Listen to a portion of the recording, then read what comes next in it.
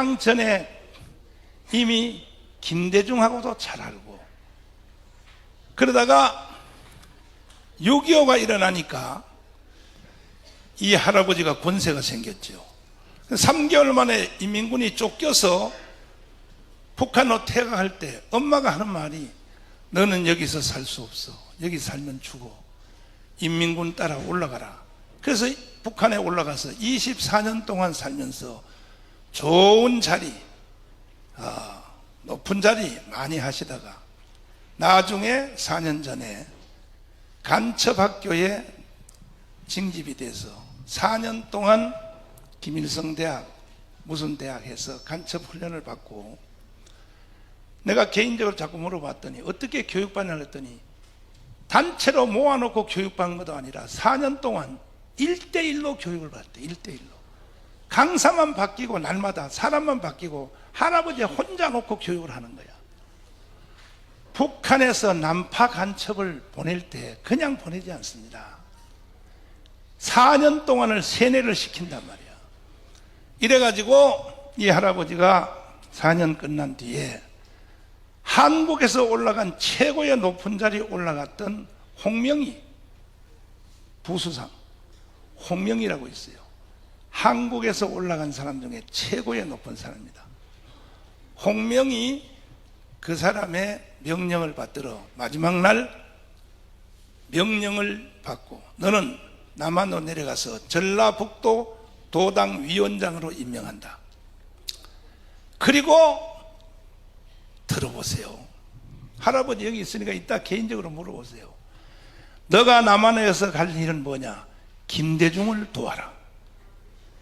김대중이 우리를 위해서 일하는 사람이다. 자, 지금 할아버지 여기 있으니 기자들 직접 질문하세요.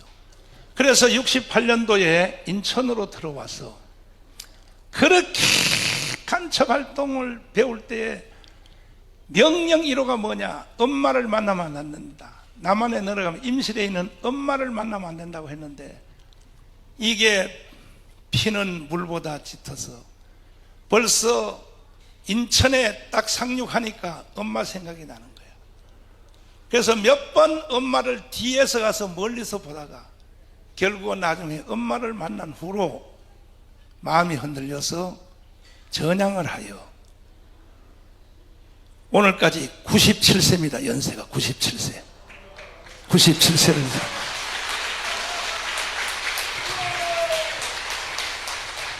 하시면서 1926년도에 태어나셔서 한국 근대사를 책이 필요 없어요. 이 어른은 모든 걸 직접 다 받고, 이것도 남쪽에서 북쪽에서 양쪽에서 직접 다 경험했고, 특별히 68년도에 간첩으로 와서 전향한 후에 남한에서 이루어지는 일들에 대하여 그동안 북한에서 24년 동안 교육받은 대로 보니까 그대로 되어가더라는 거야. 그대로 되어가더라는 거야. 북한에서 교육받은 그대로 남한이 그대로 되어가더라는 거야. 그 중에 큰 사건이 뭐냐? 김대중이가 대통령이 되더라는 거야. 잘 보세요. 그래서 이 할아버지는 내가 말했다고 하지 않습니다. 이 할아버지는 김대중을 간첩이라고 보는 겁니다. 이 할아버지는 김대중을 간첩이라고 보는 겁니다.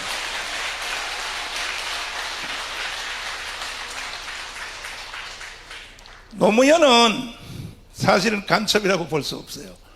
노무현은 빨갱이도 아니고 좌파도 아니고 떠밀려서 대통령이 돼가지고 좌파로 들어갔다가 나올 때는 우파로 나왔어. 그래서 결국은 노사모한테 버림을 당해서 자살을 당한 겁니다. 그래서 노무현은 참 불쌍한 사람입니다. 솔직히 이야기해서. 그래서 노무현이가 자살하기 전에 유서에 뭐라고 써요? 정치하지 말라. 뭐 말이야? 속았다 이거죠. 좌파들한테 속았다 이거죠. 그래서 미국 갔다 와서 FTA 했죠. 제주도 강경기지 했죠.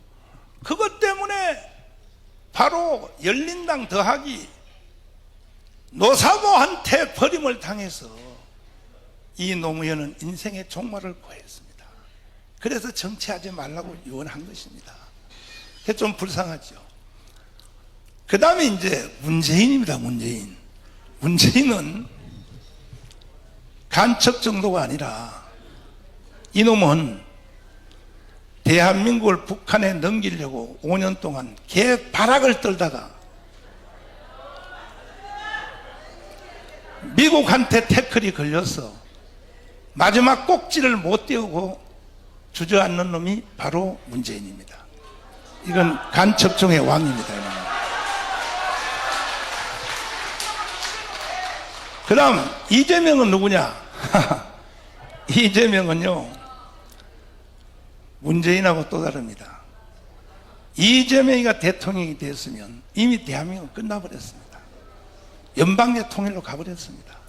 자, 이와 같은 역사의 흐름을 우리 할아버지가 증언을 하시는데, 이따가 오후에 너하라 TV에서 우리 박사님들하고 대담을 할 텐데 자세한 내용은 거기서 말하고, 지금 흘러가는 전체 흐름에 대해서만 우리 할아버지하고 짧게 한번 대담해 보겠습니다. 자, 그 할아버지 갖다 드리라. 물 갖다 드리라. 대한민국의 100대 언론사, 조정동을 비롯한 모든 언론사들이요, 이거 보도 안 하시면 당신들도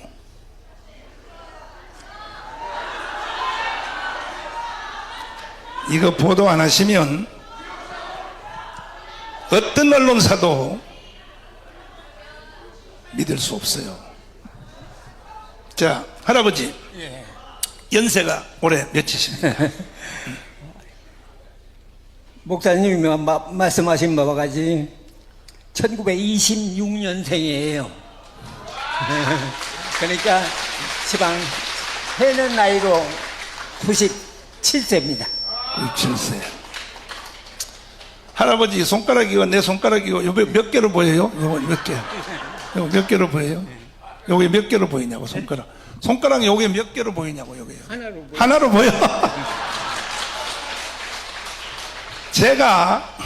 저도 만만치 않은 사람입니다. 이 할아버지하고 인터뷰를 할 때에 벌써 나하고 5번 했는데 했던 말을 계속 똑같은 말을 내가 물어봐요.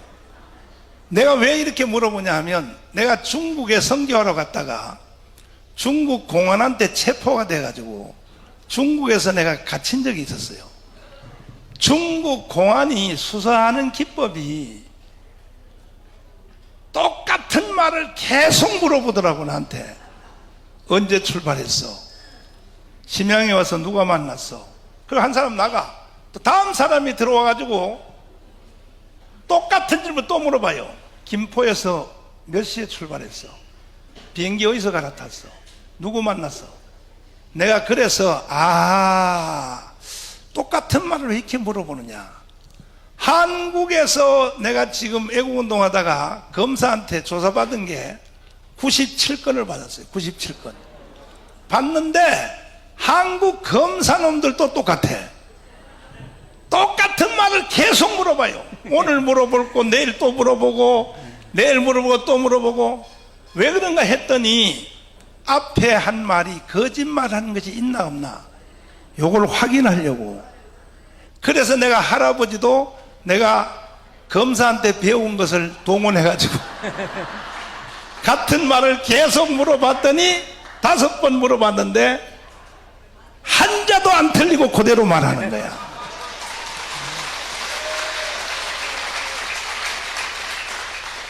아까 보세요. 손가락 하나라고 대답하잖아요. 봐요.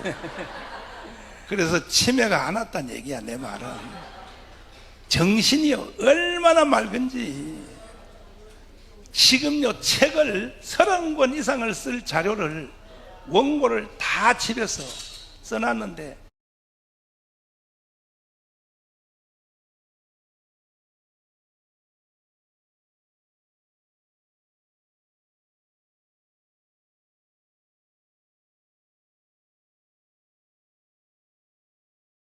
이걸 출판해 줄 사람이 없다는 거예요. 내가 출판하겠습니다.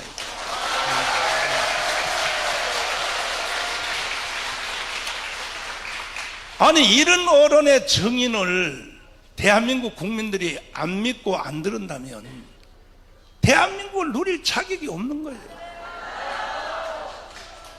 그러면 어르신, 예. 해방될 때 연세가 몇 살이었어요? 해방될 때. 한 20살이가 됐어요. 해방될 때가. 그러면 해방될 때 20살이면 다 알겠네요. 예. 다 알아요. 뭐 2차 세계대전도 그냥 잘 알고 일본 놈이 뭐냐면은 중국을 침략할 때 바로 진화사변이라고 그래요. 그것도 알고요. 그 다음에 진화사변 일으키기 전에 만주라고 있었어요. 그 만주 있어. 그 만주사변을 해서 중국으로부터 독립을 시켜가지고 제2의 식민지를 만든 할아버지, 이 말은 들어도 여기 기자들이 하나도 못 알아들어. 예. 만주사변이 뭔지 아는 것만 물어볼게요. 예. 아는 것만.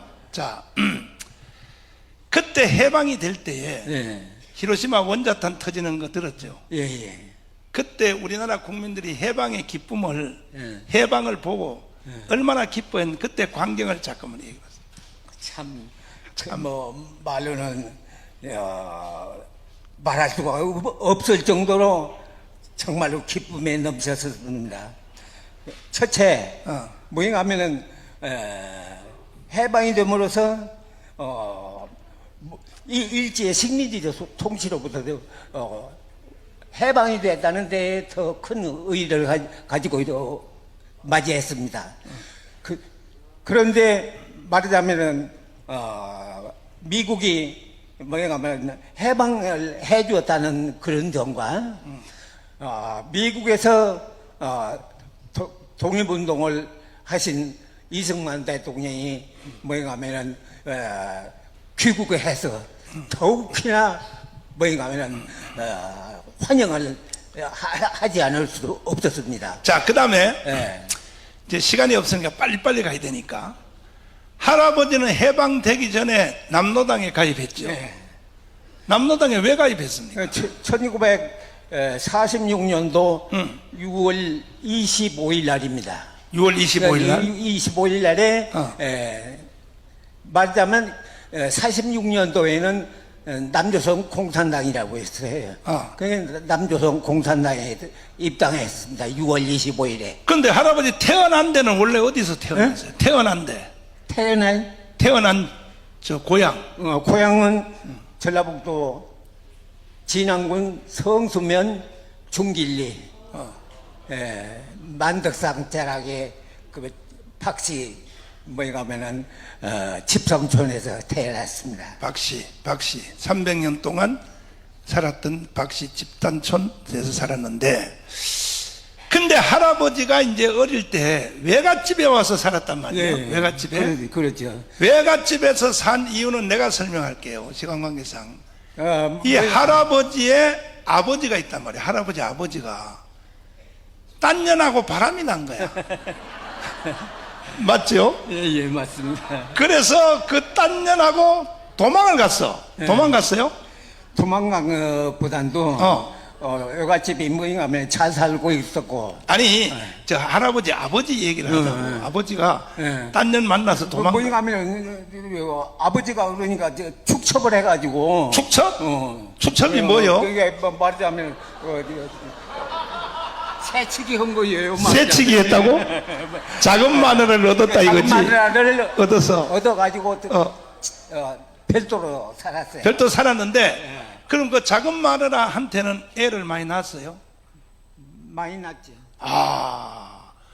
그러면 이제 그래서 할아버지의 그 친엄마는 할아버지 하나만 낳고, 그래서 누님 세 분에다가 저 하나 낳았어요. 누님 세 분이 있었구나. 그 누님 세 분하고 할아버지를 데리고 이제 본 남편한테 버림을 당했으니까 친정집으로, 외갓집으로 가죠. 그 외갓집으로 간 데가 임실이에요. 이 진안군 임실군 관촌면 관촌이에요. 그 외갓집을 가서 이제 얹혀서 사는데, 외갓집에 있는 친자식들은 다 공부를 시키고 와세다 대학을 보내고 막 공부를 시키는데, 할아버지는 공부도 안 시켜주고 일만 시켜 먹으니까 열받아가지고 나도 공부를 해야겠다 해서 만난 사람이 누구를 만났어요?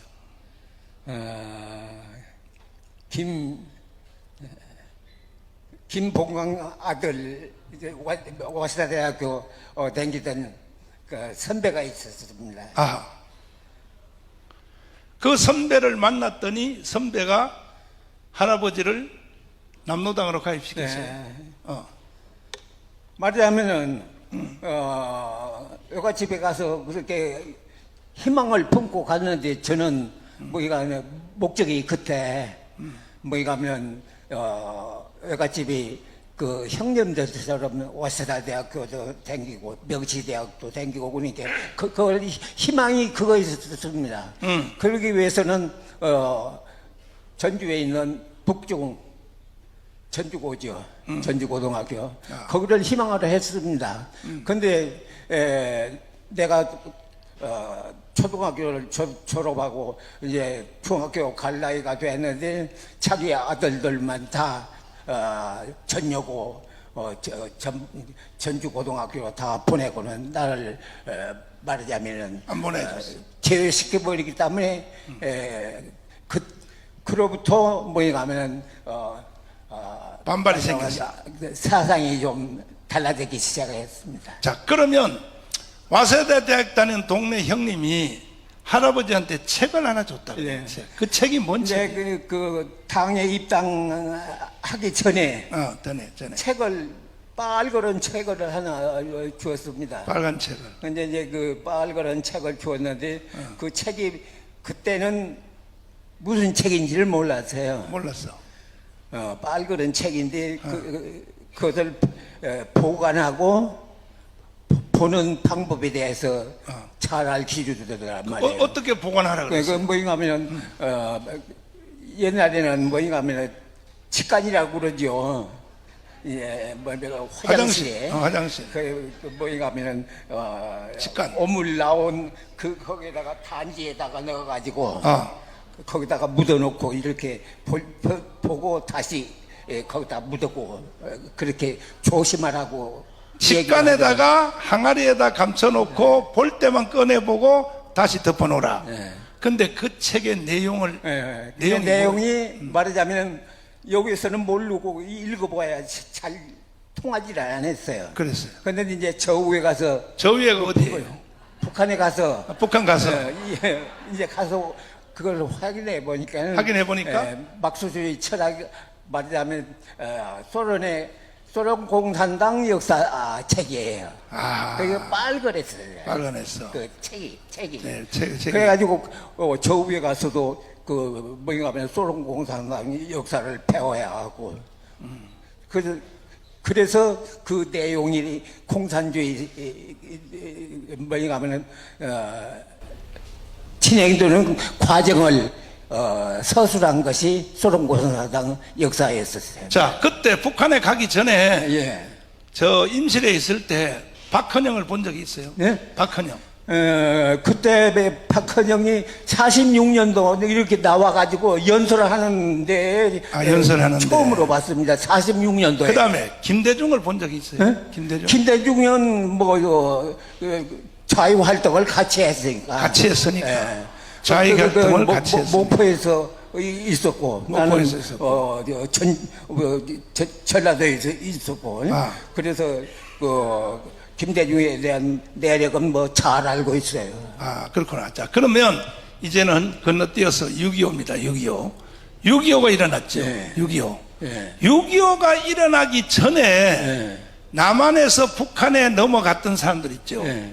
사람들이 6.25 전쟁 3달 전에 6.25를 준비하기 위하여 김삼룡이라고 알죠. 김삼룡. 네. 예를 들어서 박헌영이가 1번이지 않습니까? 박헌영, 이주화, 김삼룡, 홍민표, 그 다음에 홍준표인가?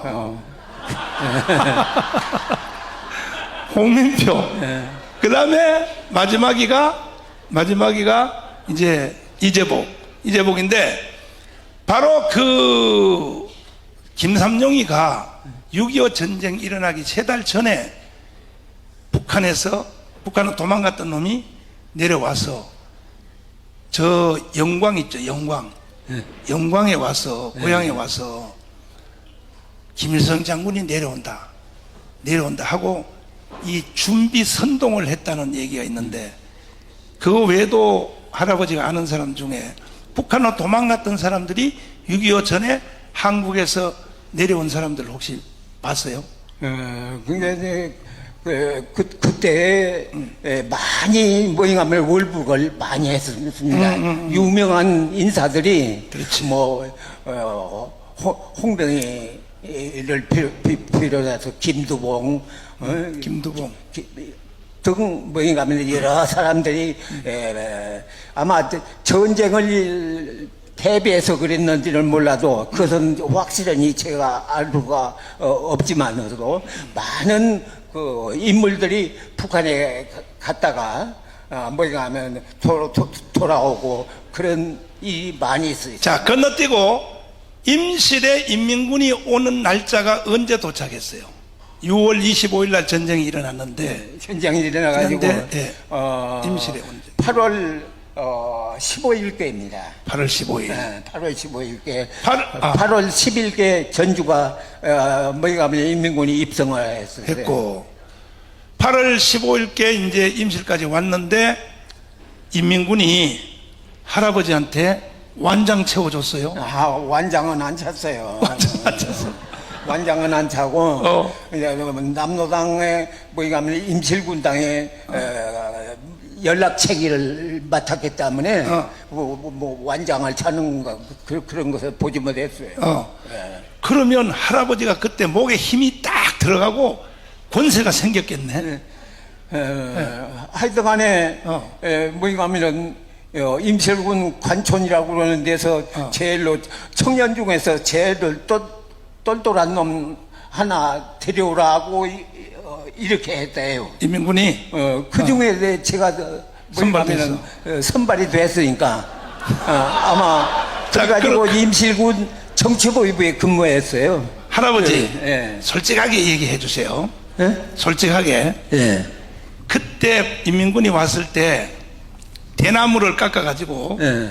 지주들 있잖아, 지주들. 예. 찔러서 안 찔렀어요, 할아버지? 저는 그런 건 그런 일은 절대로 없습니다. 안 했어요? 예. 근데 다른 사람들은 인민군이 오니까 밑바닥에 있는 머슴들, 예. 이런 애들이 준동해서 예. 지주들을 막 때리거나 대나무로 찌르거나 그런 걸 봤어요? 봤어요. 그랬구나. 그건 뭐냐면 주로 인민군이 내려와서 저거는 인민군들은 국군하고 싸우기 위해서 총칼을 들고 싸우지만은 인민군이 내려오자 뭐냐면 지방에 있는 그 머슴살이 한 사람들이 있어요. 자, 여기서 중요한 테마가 있어요. 잘 들어야 돼요. 인민군은 국군하고 싸워야 되기 때문에 마을에 있는 부르주아, 지주, 이 사람들을 죽일 시간이 없는 거야. 국군하고 싸워야 되니까. 그러면 마을에 있는 이 모든 학살극은 누가 일으켰느냐? 마을 안에 있는 머슴들. 이게 이천 교수가 한 말이 맞는 거야, 이 말은. 마을 안에 있는 좌파들이 우파들을 마을 안에서 죽인 거야. 맞죠?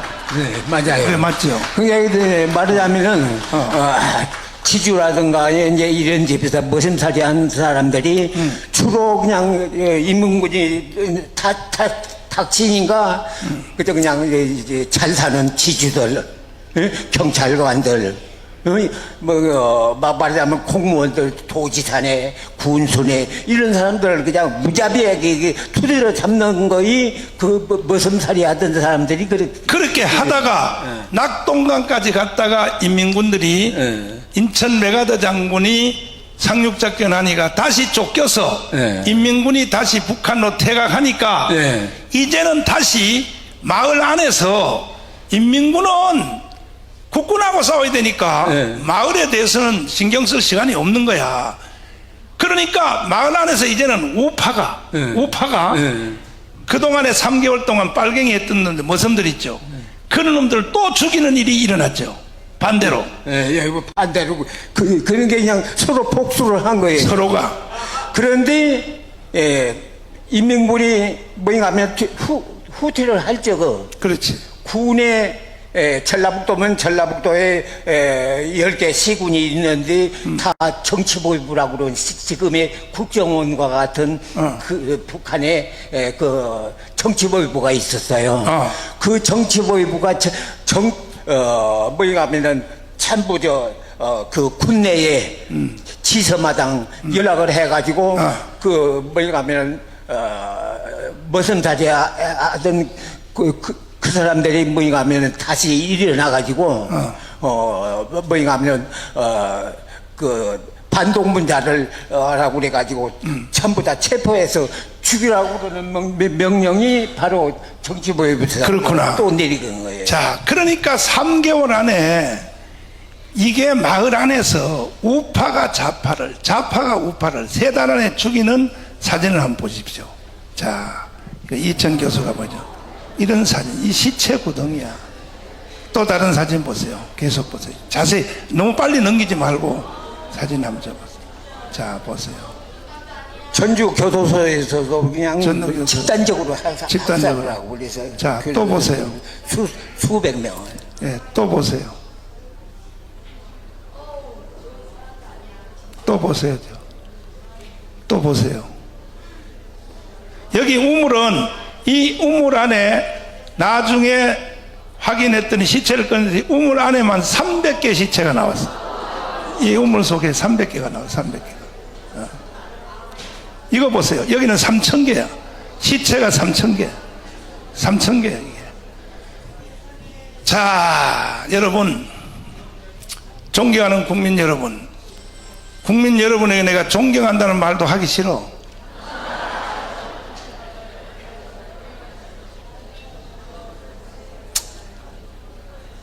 국민 여러분, 이 시체를 보고 뭔 느낌을 갖습니까? 이게 과거에 지나간 역사 같으면 내가 왜 이걸 보여주겠습니까? 이것이 우리 앞에 다가오고 있어요. 이번에 일어날 시체 사진은 이거의 1000배, 10,000배가 일어날 것입니다. 이런 것들을 먼저 예견하고 국민들에게 말하고 선포하는 것을 선지자라고 하는 겁니다.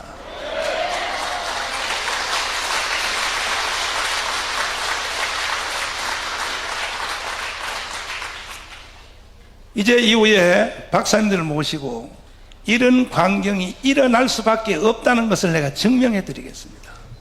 그래서 인민군들이 이제 북한으로 쫓겨갔죠. 예. 근데 그때에 임실에 연락책을 하시면서 예. 미군이 온다, 미군이 온다, 예. 이 소리를 들었어요. 예. 9.28 수복되는 것을 9월 28일이죠. 9월 28일. 근데 9월 20일경에 인천 상륙작전을 아마 계획한다는 미군이 다시 돌아온다는 그 제보를 들어왔어. 예. 들어오니까 이제 인민군은 다 북한으로 쫓겨가고 예. 그때 어머니가 너는 남노당에 가입했기 때문에 예. 한국에서 살 수 없다. 차라리 인민군을 따라 올라가라 그러는데 처음에는 안 올라갔는데 우리 할아버지 위에 있었던 계급 사람들은 먼저 북한으로 다 올라갔죠. 인민군하고. 근데 할아버지는 그때 왜 그게 뭐인가 하면은 9월 28일에 임시를 떠났어요. 떠나기는. 그런데 떠나기 전에 임실군 운암면이라고 그러는 데를 제가 실사를 나갔더니 그래가지고 갔다 나오니까 벌써 임실군 정책외부 부장이 이북 사람입니다. 이제 그 사람이 일찍이 도착한 임실군이 한 뭐인가 하면 10개 되지 않아요. 그러니까 둘만 남겨놓고 출발을 해버렸습니다. 둘만 남겨놓고 할아버지하고 둘만 남겨놓고 지들끼리 다 올라가 버렸어. 그래서 그 다음에 할아버지도 예, 나중에 출발을 해서 예. 어디로 올라갔어요? 북한을 올라갈 때 어디로 그래서 올라갔어요? 뭐이 가면 가보니까 뭐이 가면 전부 출발을 했기 때문에 지리산으로 갈 것인가 북으로 갈 것인가 이래 가지고 전주로 오다가 상관면 소재지에 오니까는 뭐이 가면 국군이 뭐이 가면 집차를 타고 내려오는 바람에 뭐이 가면 말하자면은 거기서부터 북으로 산을 타고 넘어서 산을 타고 진안을 거쳐서 영동, 충청도 영동, 상주, 그다음에 뭐에 가면 문경세제를 문경세제, 영월, 정선, 그다음에 속초, 아니 오대산, 속초에서 설악산에서 한경남도 고원에 도착했어요. 그래서 인민군을 만나는 지점이 어디서 만났어요? 그게 인민군 만난 등지는 뭐에 가면 함흥 거기 가서 북한의 인민군 최현이라고 그러는 사단장이 있었어요. 그때 이사단장이었었는데 거기 가서 인민군 만났습니다. 인민군을 만났더니 인민군이 좋아했어요, 할아버지를? 뭐가 하면 인민군을 만나기는 만났어도 지방에 그때 치안대가 조직돼가지고 말하면 국군을 환영하고 인민군을 배척한 치안대가 있었어요. 그러면 가서 봐. 이거 북한 지역에서도 국군을 환영하는 모임이 있었어요? 그런 단체가 있어가지고 치안대. 북한 안에서도 치안대 뭐가 하면 습격을 받았어요. 습격을 받았어. 그 이제 건너뛰고 그래서 할아버지는 북한에서 이제 살면서 노령산맥을 거쳐서 자강도라고 그러는 데가 있어요. 그 강계를 거쳐가지고 만포. 압록강에 만포진이라고 있죠. 노래도 있는 거지. 그렇지. 그래가지고 통화라고 그러는 데 가서 사회안전성 간부학교가 거기에 있었습니다. 그래서 거기 가서 정보학교예요. 사회안전성 간부학교라고 그러면은 국정원과 같은 정치부의 정보원을 교육하는 학교예요. 그거 학교를 졸업했어요. 정보학교를. 그래서 북한에서 대접 잘 받았겠네. 네? 대접을 잘 받았어. 계급을요? 아니 대접. 대접이요. 말하자면 저구에서 국정원과 같은 그 정치부의부 근무한 사람은 특별대회예요. 그때 전부가 다 5대5 뭐인가 하면은 식량 배급을 받았지만 거기에 근무한 사람은 백미예요. 백미도 700g 내지 800g. 월급 얼마 탔어요? 월급? 그때 거기 제일로 하급 사장이 이거 말로 하면은 사장이 한 54원 받았습니다. 54원. 그때 할아버지는? 근데 저는 여기 내려오기 전까지 117원 받았어요. 할아버지가 부르조아네, 부르조아. 이제 보니까. 뭐냐 하면은 국정원과 같은 정치보이라고 그러니까 유명해요. 할아버지. 그 사람들은 또 정복을 입기도 했어요. 할아버지, 내가 이 가슴 아픈 일은 안 물어보려고 그랬는데 이 백성들이 하도 많이 있으니까 북한 가서 결혼했어 안 했어? 결혼을 했습니다. 했어? 근데 그 부인이 이뻤어 안 이뻤어? 남남북녀라고 그러죠. 남남북녀. 근데 강제 미인이라고 유명해요. 당대 미인이라고 유명해. 그러니까 그 미인에 속해요. 그런데 결혼 생활 잘했습니다. 할아버지가 먼저 좋아해서 그 나보다도 뭐이 가면 이남에서 온 사람들이 미남이라고 그랬어요. 미남, 미남. 미남이라고 그래가지고 빨리 북한 올라가요, 여러분. 인기가 남자들. 좋았어요. 인기가 좋았어. 예. 그래서 그 부인이 할아버지한테 이제 하여튼 그렇게 해서 결혼해서 애를 몇 명 낳았어요. 그래가지고 결혼을 잘했습니다. 잘했어. 예. 그 애기를 몇 명 낳냐고. 예? 애들 몇 명, 애들. 이게 27살 먹어서 첫 딸을 낳았어요. 가가시방 69인가. 그러고 또 두 번째가 남자하고 또 세 번째가 남자고 그 다음에 마지막으로 1960 몇 년도가 그놈은 막내. 잘 기억은 나지 않는데 그 이남 이녀를 두고 왔습니다. 이남이를 두고 왔는데 시간 관계상 건너뛰고 그래서 할아버지는 대접도 받고 잘 나갔는데 어느 날 정치 보위부 학교를 들어가라. 간첩학교를 들어가라. 그게 명령을 언제 받았어요? 간첩을 양성하는 학교가 아니라 그건 처음에 정보학교라고 그런 것은 국정원과 같은 국정원. 그 사회안전성 간부학교를 졸업했고 저 위에서 최신간부학교라고 또 있어요.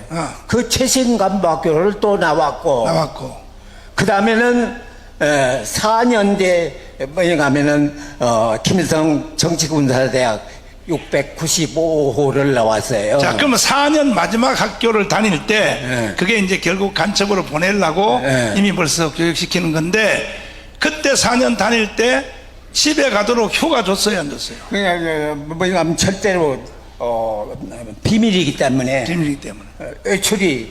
외출이라든가 개별적인 외출을 못해요. 못해. 그 다음에는 뭐인가 하면 가족과의 면회는 절대 불어가지고 했어요. 4년 동안 가족과의 면회도 안 되고. 그러면 할아버지가 한국에 올 때까지 애들 한 번도 못 봤어요? 그냥 뭐인가 하면 그거 나중에 이 얘기 하지 않다가 내가 어저께인가 이 얘기를 했어요. 그 처음으로 이 얘기였는데 처음으로. 뭐인가 하면 집에서 떠날 때에는 말하자면 중앙당 학교가 있어요. 당학교 말하자면 그래. 당학교가 조선노동당 중앙당 학교라고 그래요.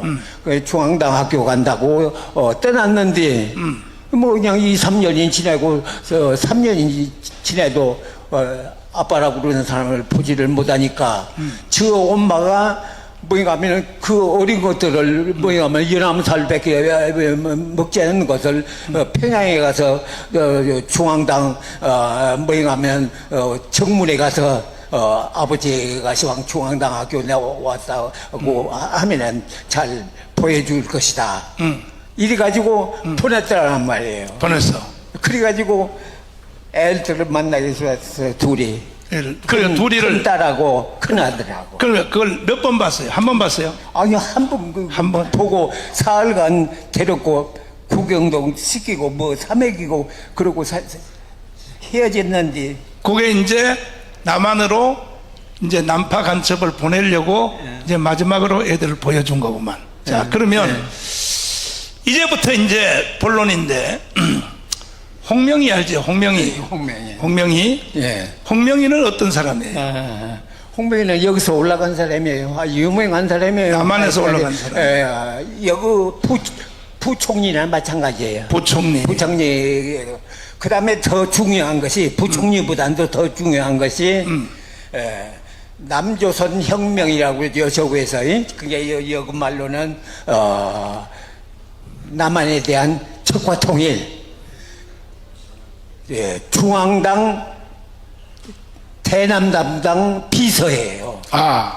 중앙위원회 조선노동당 중앙위원회 대남 혁명 담당 비서가 돼야 돼요. 자. 거의 경장거입니다. 그래서 이제 할아버지를 홍명이가 호출하더니 남한에 이제 그 파송을 하려고 간첩으로 보내려고 예. 파티를 해줬다며요. 파티를. 파티. 어. 그냥 아마 이 파티라고 부르는 건 그렇게 높은 양반이 학생 이제 졸업할 때거든요. 예, 졸업해가지고 만났는데. 근데 제 친구 하나가 있어요. 여기서 같이 올라간 사람이. 여기서 예. 그 친구는 고향이 어디예요? 고향이 임실이에요. 임실이야. 예. 아, 그 관촌 병암리라고 그러는 데서 살았는데 1년간 1년 제 선배였어요. 선배. 근데 이제 저 위에 가가지고 나는 뭐 부장 뭐 부국장도 하고 그랬을 때 상업관리소에 있었는데 직원으로. 그래서 말하자면 저만큼 성진이 늦었었는데 대남연락부에서 소환이 된 모양이에요. 아하. 소환이 돼가지고 여기 고향에 왔다 갔어요. 자. 왔다 가가지고 성공을 했어요. 그러니까 할아버지보다 먼저 남파로 간첩 와서 그 바로 고향의 형님이 임무를 마치고 북한까지 입이 올라왔는데 그때 할아버지한테 뭐 말해줬어요? 그러니까 뭐냐면은 갔다 왔다는 것을 그때 알았어요. 갔다 왔다고. 그래가지고 강원도당 여기 같으면은 일처럼 전주시 전라북도 도당위원장이 뭐 경장한 사람이에요. 근데 할아버지 그때 그 저 형님한테 간첩으로 왔다가 올라간 그 형님한테 우리 엄마 잘 있더냐 그거 안 물어봤어. 우리 엄마, 할아버지 엄마 안 물어봤냐? 그것은 모르지요. 물어보면 안 돼? 와서 자기 어머님만 만나고 뭐니까 하면은 복귀를 했는데 성공을 했어요. 성공했어. 그 장봉도는 저 위에서 그러니까 도당위원회 조직부 부부장으로 승진이 되고 그래가지고 대단하지요. 조직부. 그럼 할아버지도 그때 여기 와서 성공하고 갔으면 홍명이처럼 부수장 할 뻔했네. 이제 부수장은 뭐라도 조직부 부부장은 하지요. 누구나 다 그렇게까지. 그래서 홍명이가 불러서 같이 이제 둘이를 같이 난파를 시키는데 할아버지만 따로 불러가지고 임무를 부여했단 말이에요. 그러니까 이게 이제 중요한 거예요. 머리가 번쩍 쓸 거야. 국민 여러분 잘 들으세요. 이거 잘 들으세요. 홍명이가 할아버지에게 남한으로 보내는 특수 임무를 부여하는 겁니다. 뭐라고 지시를 했습니까? 그러니까 이제 환영회를 모란봉 초대소에서 고급 뭐냐 하면 간부들만 드나드는 곳이에요. 그렇지. 이제 거기에 들어가서 이제 뭐냐 하면 저한테 미리 연락이 왔는데 뭐냐 하면 친구가 그 대남연락부에 있었어요 또. 그러니까 이런 일이 절대로 없었는데 이렇게 당 비서가 대남당 비서가 뭐냐 하면은 모란봉 초대소에서 당신을 뭐냐 하면 환영회를 홍명이가 특별히 그런 예가 없었는데 그런 얘기가 없답니다. 할아버지를 특별히 초대했다. 그래서 갔더니